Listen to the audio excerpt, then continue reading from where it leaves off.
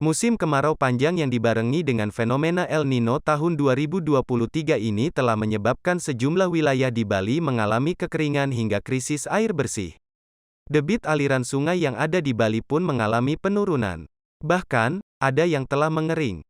Kepala Balai Wilayah Sungai, BWS Bali Penida, Muhammad Nur, mengakui bahwa kondisi beberapa sungai dalam kewenangan BWS Bali Penida yang jumlahnya 391 sungai di Bali telah mengalami penurunan debit air di musim kemarau panjang ini. Sehingga, sejumlah wilayah di Bali telah mengalami krisis air bersih. Kendati demikian, untuk antisipasi kebutuhan air bersih tersebut pihaknya sudah berkoordinasi dengan pemerintah kabupaten, kota, dinas PUPR, BPBD dan Balai Prasarana Permukiman wilayah masing-masing daerah.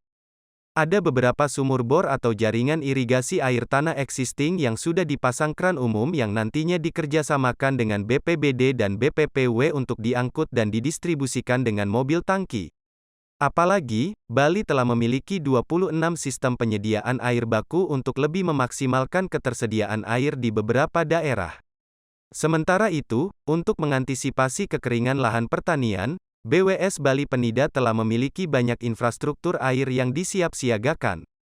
Terdiri dari 6 bendungan, 21 embung termasuk waduk muara, untuk air minum, dan 176 titik sumur bor JIAT yang telah dioperasikan.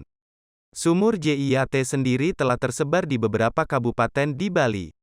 Seperti, di Kabupaten Jembrana sebanyak 96 sumur, 59 sumur di Kabupaten Buleleng, 19 di Kabupaten Karangasem, 1 di Kabupaten Tabanan dan 1 di Kabupaten Klungkung.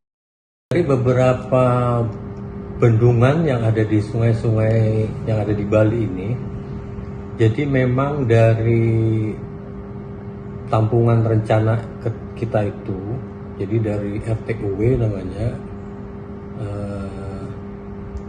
posisi saat ini seperti di Grogak itu masih sesuai dengan RTUW, jadi masih 100% dari volume tampungan rencana.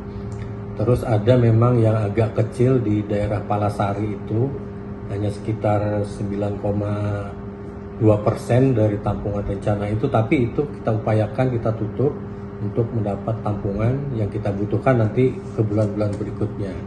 Jadi itu antisipasi pengaturan pemanfaatan air di waduk-waduk dengan kondisi sungai yang sekarang mulai mengalami penurunan, itu sudah kita lakukan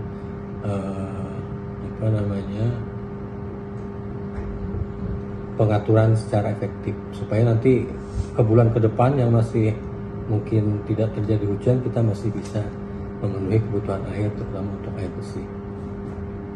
Posisi di beberapa sungai memang kondisinya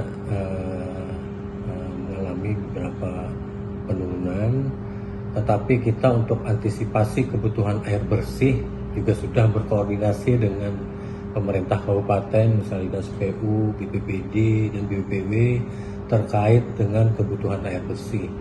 Jadi ada beberapa sumur bor, sumur jiat tadi yang kita sudah pasang keran umum, yang nantinya itu kita akan kerjasamakan juga dengan dari BPBD yang sudah dilaksanakan di sini.